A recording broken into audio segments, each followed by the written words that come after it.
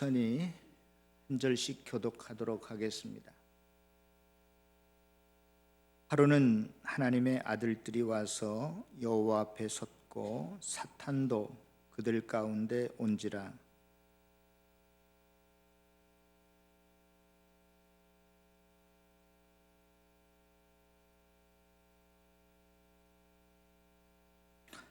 여호와께서 사탄에게 이르시되 내가 내 종 욥을 주의하여 보았느냐?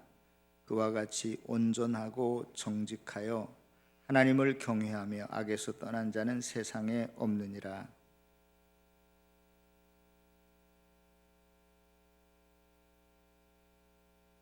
주께서 그와 그의 집과 그의 모든 소유물을 울타리로 두르심 때문이 아니니까. 주께서 그의 손으로 하는 바를 복되게 하사 그의 소유물이 땅에 넘치게 하셨음이니이다.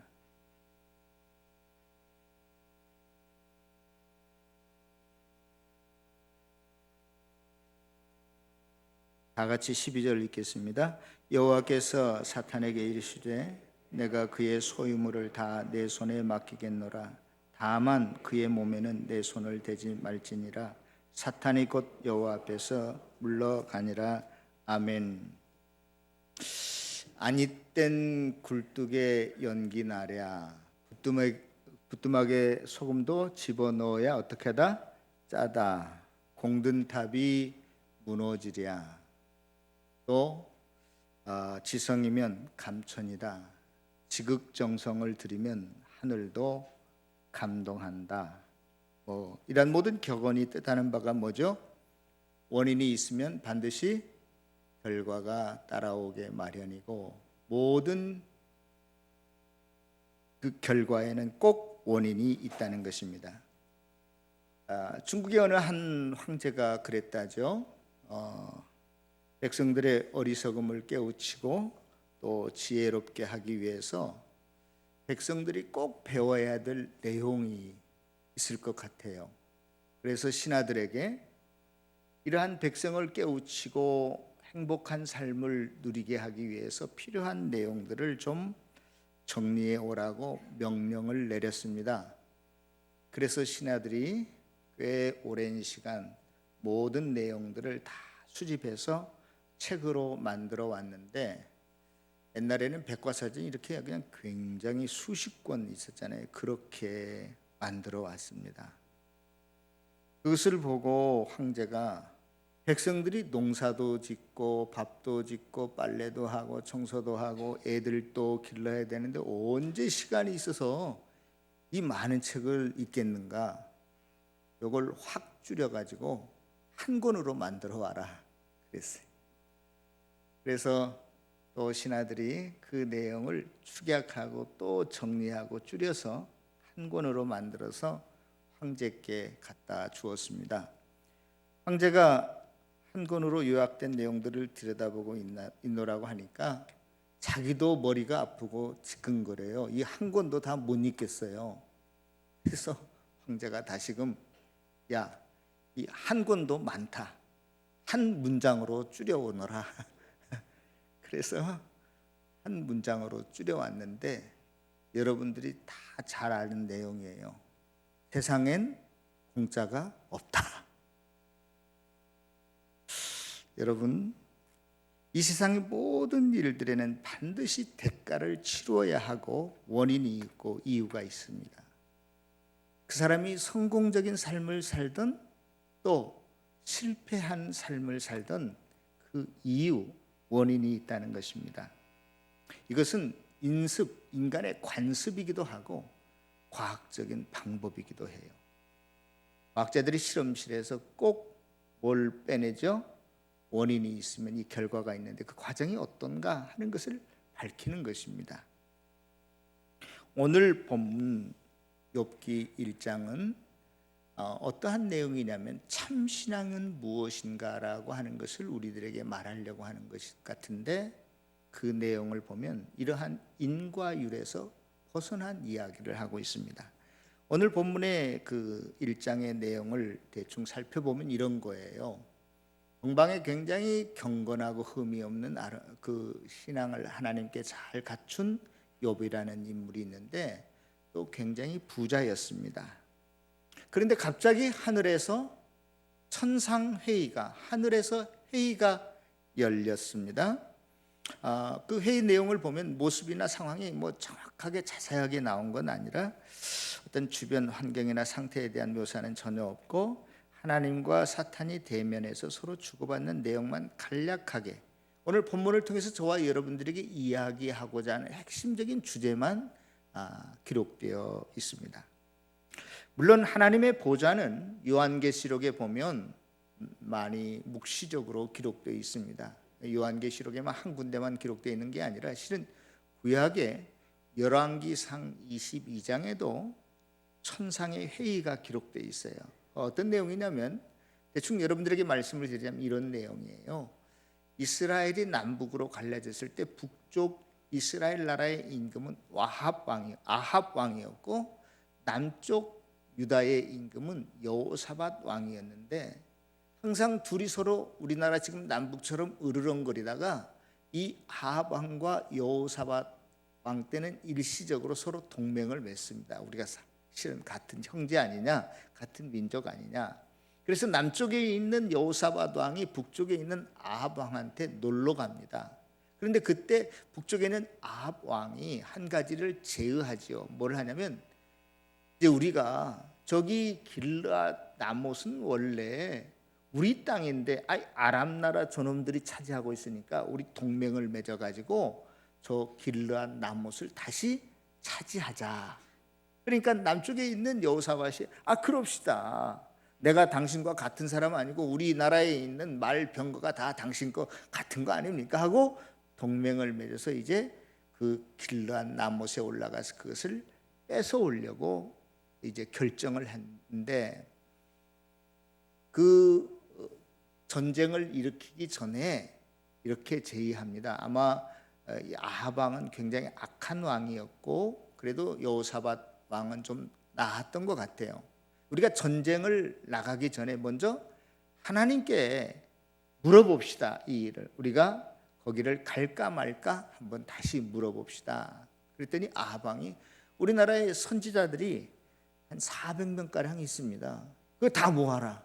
그 사람들이 하나님의 뜻을 어떻게 알고 있는지 우리가 가는 게 전쟁을 일으키는 게 성공할 건가 아니면 질 건가 한번 알아보자.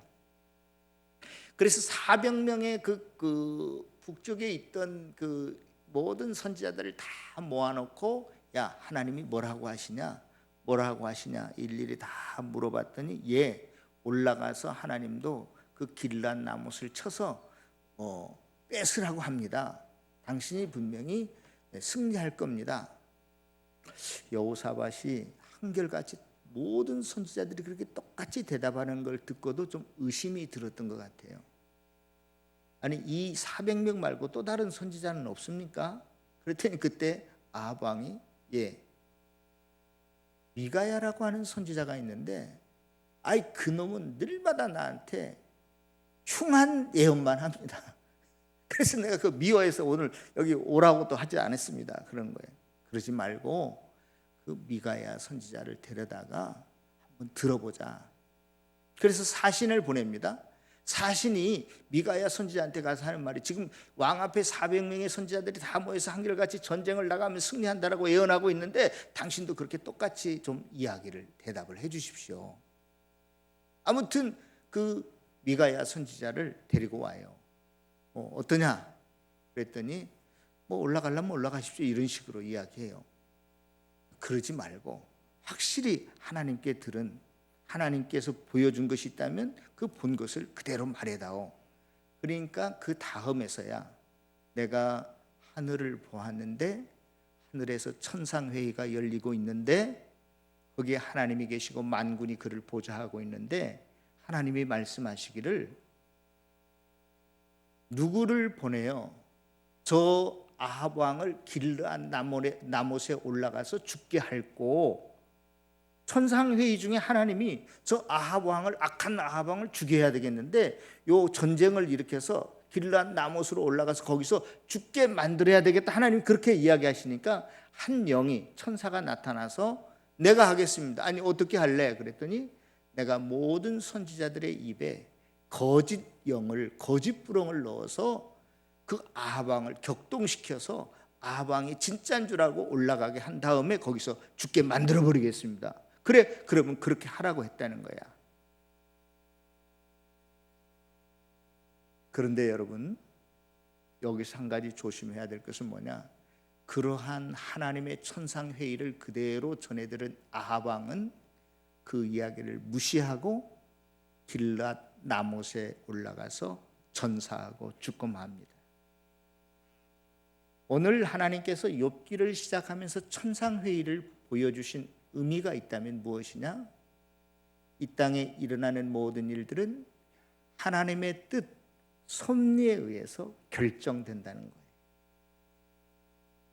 성도 여러분, 저와 여러분들이 때로는 잘나고 또 똑똑해서 내가 판단을 잘해서 뭔가 이루고 옳은 일을 하는 것 같지만 절대 그렇지 않습니다. 그 열왕기상 22장에 나오는 400명의 선지자들은요, 자기가 그렇게 예언하면서도 거짓말로 예언한다고 생각하지 않았어요.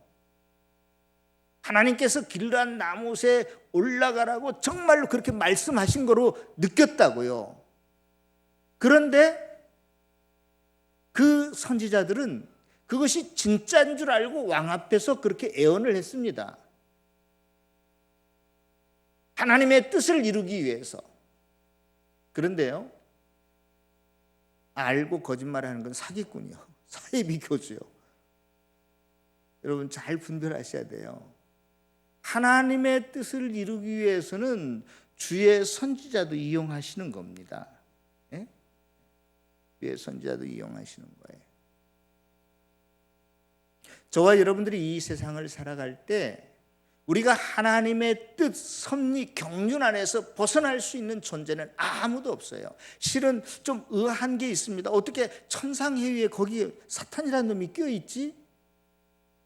그러나 그것도 자세히 살펴보면 모든 것이 하나님의 허락하에 되어지는 것이지 사탄이 지가 무슨 자격이 있어 천상회의 참석하고 그런 거 아니에요. 하나님께서 일시적으로 사탄을 좀 대행자로 이용하는 것뿐이에요. 우리가 이 세상을 살아갈 때 하나님의 뜻을 벗어나려고 한다든지 자기의 뜻을 앞세우게 되면, 하나님의 뜻과 반하게 되면 그 일은 결코 성공할 수 없다는 사실을 깨닫고, 항상 우리는 하나님 말씀 속에서 하나님의 뜻을 분별하고 그 말씀대로 순종하기를 결단하고 살아갈 수 있는 저와 여러분들이 다 되시기를 축원합니다. 자, 천상회의가 벌어졌을 때 하나님께서 이렇게 말씀하십니다. 야, 너 내 종 욥을 봤냐? 그처럼 온전하고 정직하고 하나님을 경외하며 악에서 떠난 자가 없다 하고 하나님을 자랑해요. 아니, 자랑할 게 없어서 하나님께서 꼭 사탄 앞에서 자랑하셔야 되나? 사탄, 좀 그게 의아해요. 그러나 이제 나중에 가면 이 하나님의 의도가 있었어요. 그냥 하나님께서 뭐 내기 바둑 두는 것처럼 괜히 쓸데없이 거기 욥을 끼어들어가지고 욥을 힘들게 한 건 아니에요. 욥기 전체를 쭉 보면은요, 하나님께서 그렇게 하신 의도가 분명히 드러나고 있어요. 아무튼 오늘 본문에 보면 그렇게 말하니까 사탄이 대뜸하는 말이, 우리 9절 다 같이 읽어보겠습니다. 사탄이 뭐라고 말하는가? 9절 시작.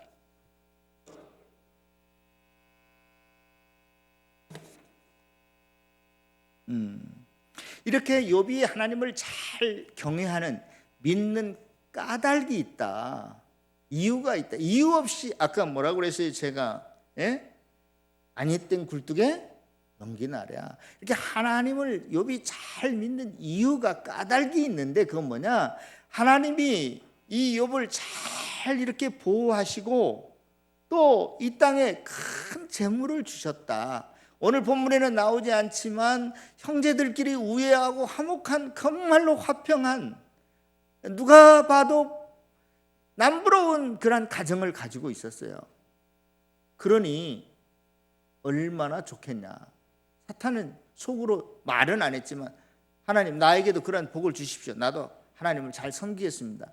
이러한 태도예요. 그렇죠? 예. 예.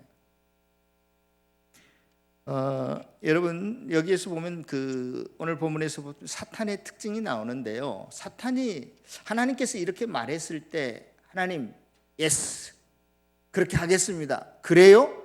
하고 맞습니다. 이렇게 하면 되는데 지금 하나님께서 욥을 자랑하니까 사탄은 대뜸 노 그래요. 네? 아닙니다. 그거 다 이유가 있습니다. 예? 그건 맞지 않아요 하고 요즘식으로 이야기하면 태클을 거는 겁니다. 여러분 이게 사탄의 특징이에요. 사탄은 참소하는 자예요. 우리 마음속에 어느샌가 비집고 들어와서 상대방을 오해하게 만듭니다. 불신하게 만듭니다. 교회를 비난하게 만듭니다. 떠나게 만듭니다. 그래 네가 생각하는 게 옳아. 다 이유가 있을 거야. 우리를 분열시킵니다. 이게 사탄의 특징이에요.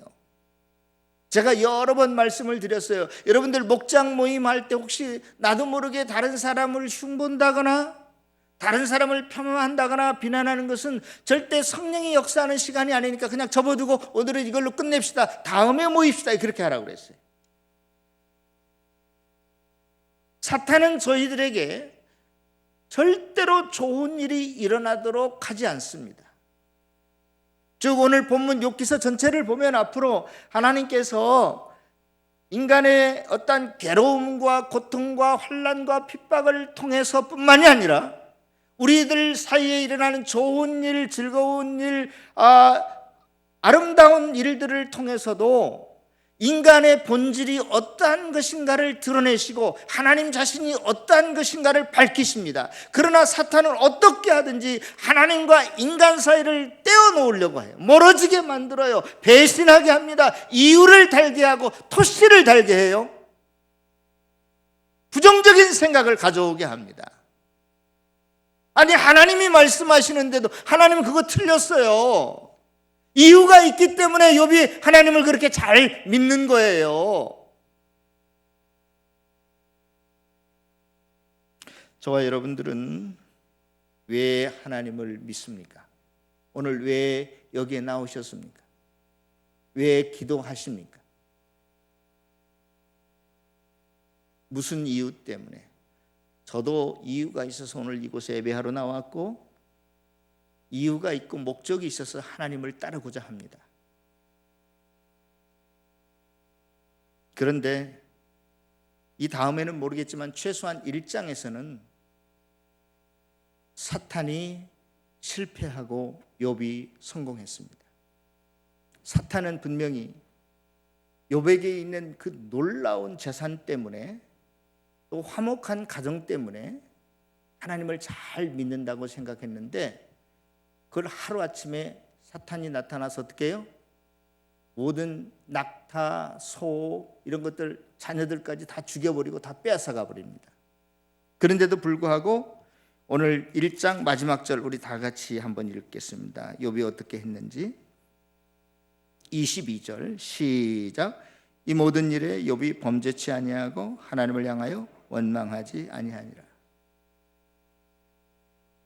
하나님이 말씀하실 때 그거 아닙니다. 다 이유가 까닭이 있어서 욥이 하나님을 그렇게 잘 믿는 것이지 그냥 믿는 거 아니에요. 그래 그러면 그거 한번 뺏어가 봐라. 다 뺏었는데도 불구하고 욥이 어떻게 해요? 하나님을 잘 믿었더라 그런 내용입니다. 그래서 오늘 본문은 최소한 참된 신앙이라고 하는 것은 오늘 본문 속에서 뭘 저와 여러분들에게 말씀하고 있냐면 까닭 없이 믿는 것, 이유가 없어도 하나님을 사랑하는 것이 참된 신앙이다. 그거 한 가지 말하고 있는 거예요. 우리가 예배를 드리고 기도를 하고 신앙생활을 해도 다 이유가 있어요. 목적이 있어요. 자기 나름대로. 그런데 그 이유와 목적은 다 실은요 이 세상의 것들입니다. 여러분들 파선하는 배에는 뭐가 없다고 그러죠? 침몰하는 배에는 뭐가 없는 줄 아세요? 쥐가 없대요. 쥐란 놈은 어떻게 이 배가 침몰하는 줄 알고 미리 다 떠나버리는 거예요. 여러분, 1912년 4월 10일에 영국을 떠난 큰 배가 있었습니다. 여러분들이 잘 알고 있는 타이타닉호였어요. 한 5만 톤급 되는 세계 최초로 철갑선을 만들어 놓았습니다. 그 안에는 얼마나 호화스러운 것들이 많이 있는지. 유람선이었습니다. 그 안에서 수영장도 즐길 수 있고요, 바도 있고 모든 것, 향락을 다 즐길 수 있는 시설을 해놓았습니다. 그 배를 만든 사람도 첫 출항에 그 배에 탔습니다. 설계한 사람. 그 배는 어떻게 설계가 됐냐면요, 아무리 큰 배라도 일정 부분 훼손이 되면 침몰하게 되어 있어요. 그런데 얼마나 과학적으로 잘 설계를 했냐면, 배가 이렇게 길다랗게 있지 않습니까? 3분의 1씩 세 등분으로 이렇게 격실을 나누어 놓고 3분의 2가 망가져도 부셔져도 3분의 1은 그대로 떠 있도록 배를 설계했습니다. 얼마나 안전하게 설계된 배인지. 그래서 사람들이 뭐라고 말한 줄 아세요? 이 배는 하나님도 침몰시킬 수 없다고 호언했던 사람들입니다. 2200명 정도가 타고 가다가 4일 만에 북대서양에서 빙하를 만나게 되죠. 너무나 속도를 어떻게 제어할 수 없으니까 급하게 왼쪽으로 틀었는데 쭉 지나가면서 오른쪽 배 오른쪽에 빙하가 부딪혀서 금이 갔는데, 어떻게 간 줄 아십니까? 배가 3분의 2 정면으로 부딪혔어도 3분의 2가 부셔져도 3분의 1 뒤에 있는 것은 떠 있도록 설계된 배인데, 배가 빙하를 쭉 스치고 지나가면서 앞에서부터 뒤까지 쫙 금이 가버렸어요.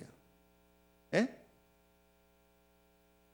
그래서 그 배가 침몰합니다. 영화에 보면 앞과 뒤가 뚝 끊어져 가지고 침몰하는 것처럼 되어 있는데 그렇게 침몰하지 않았어요. 그냥 동시에 그 세 개 격실이 나누어진 격실이 다 금이 가버렸기 때문에 그냥 그대로 쭉 가라앉고 맙니다. 저는요, 그 타이타닉을 생각하면서 마치 이 세상의 지구가 온 우주를 떠다니는 타이타닉과 같지 않나 하는 생각을 해봤어요. 지구촌 사람들은 온갖 향락과 즐거움을 다 누리려고 하죠. 이 세상에서 만족을 얻습니다. 온통 우리의 마음은 이 세상뿐이에요. 이 세상 것 때문에 하나님도 찾고요, 이 세상 것 때문에 기도도 하고요. 다 이 세상 것이에요. 이유가 근거가 다 없어질, 언젠가는 침몰해버릴 타이타닉호처럼 이 세상은 끝날 날이 있는데도 불구하고 우리는 항상 이 세상에 마음을 붙이고 삽니다.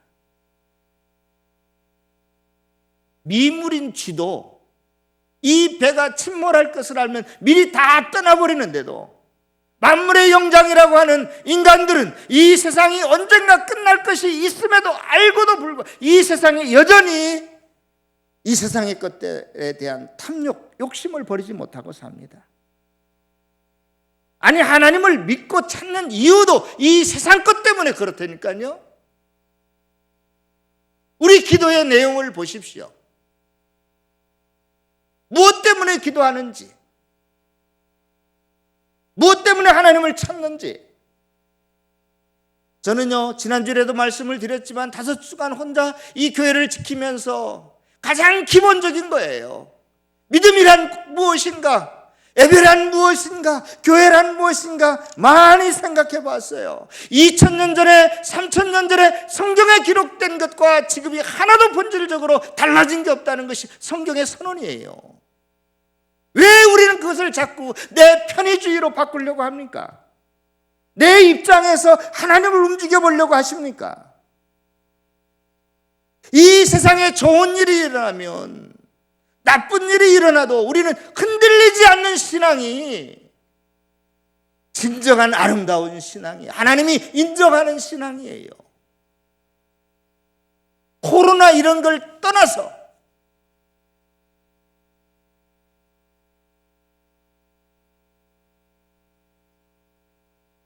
오늘 본문은 저와 여러분들에게 그것을 말씀해 주고 있습니다. 까닭, 자꾸 이유를 찾는데, 근거를 대라고 하는데, 그거 있는 사람은 잘못된 신앙이야, 그걸 말하고 있어요. 아무 이유가 없어도, 여러분 사랑해 보셨잖아요? 사랑에 빠지면 이유가 없는 것 같아요. 우리 이유가 없었지, 그러니까 사랑했어요. 그래서 결혼했어요. 이유가 없어요. 예? 이유가 없어요. 하나님과 사랑에 빠지는 것입니다. 이유가 없는데도 하나님이 좋은 거예요. 하나님을 신뢰하는 거예요. 나에게 건강을 빼앗아 갔어도, 내 병을 고쳐주지 않으셔도, 사랑하는 사람을 데려갔어도 내가 하나님 더 사랑합니다. 하나님 믿습니다. 내 비즈니스가 잘못되어도 괜찮아요. 그거 이 세상 거예요. 그것 때문에 내가 하나님을 믿고 안 믿고 그런 거 아니잖아요. 하나님과 복음은 끊임없이 저와 여러분들에게 어떤 이유 근거를 말하지 않고 무조건적으로 사랑하는 거예요. 은혜를, 그것을 은혜라고 그래요. 공짜로 줬다.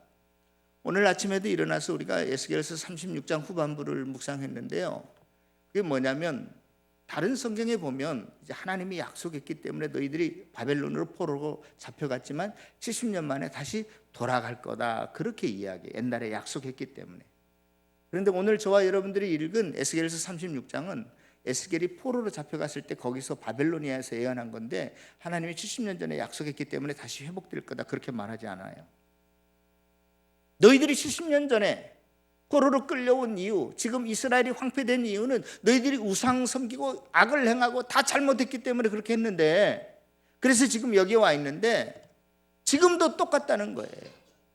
지금도 악을 행하고 우상을 섬기고 다시 고향으로 돌아갈 만한 이유가, 근거가 아무것도 없어요.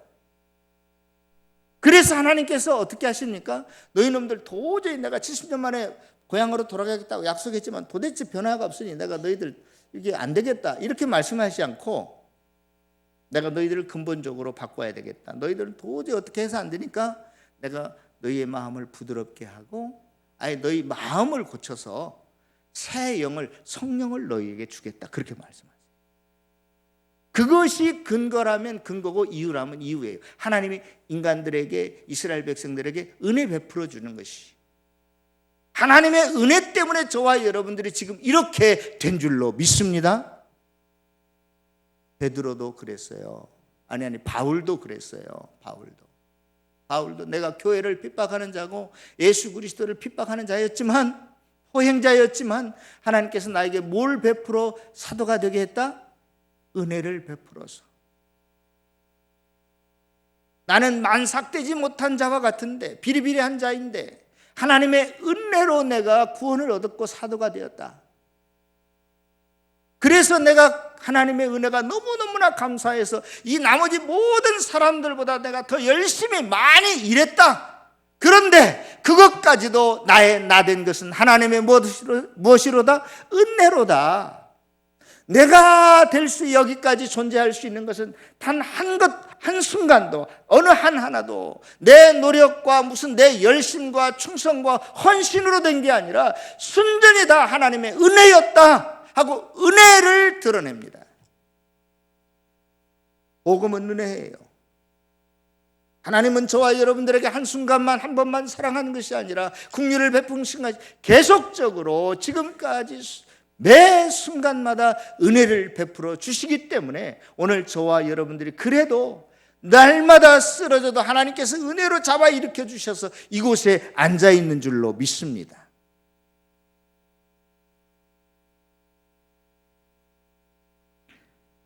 하나님의 은혜를 깨달은 사람은요, 감사해요. 하나님의 은혜 가운데 거하는 사람은 순종합니다. 그런데 이 하나님의 은혜를 체험하지 못한 사람은 항상 불평해요. 원망해요. 저는 그 SNS에서 큐티 나눔, 이 매일 성경으로 하시는 분들이 몇몇이 모여서 그 카톡방처럼 큐티 나눔을 하고 있어요. 그 안에는 선교사님도 있고 목사님도 있고 평신도도 있고, 그래야 여러의 삶들을 이야기하고 나눌 내용들이 다양하지 않겠어요? 그냥 목사들끼리 이렇게 만나서 하는 게 아니라.